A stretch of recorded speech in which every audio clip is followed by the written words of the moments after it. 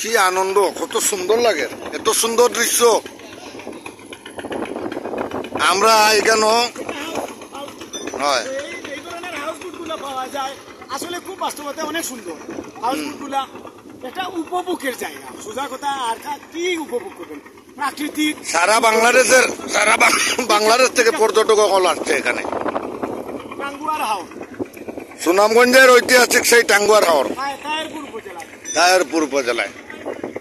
আর আমরা আসছি, কত নৌকা দেখেন, কত মানুষ আসছে।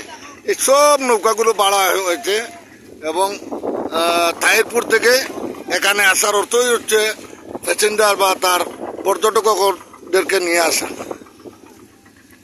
এটা এটা এটা একটা নৌকার ভাড়া অন্তত পক্ষে নিচেটি 15,000 থেকে শুরু করে 30-35,000 টাকা পর্যন্ত হয়। ওই যে একটা বড় নৌকা দেখা যাচ্ছে, 30,000-এর নিচে হবে না এটা, এরকম বড়। ওমা আমি নামতাম না, আমার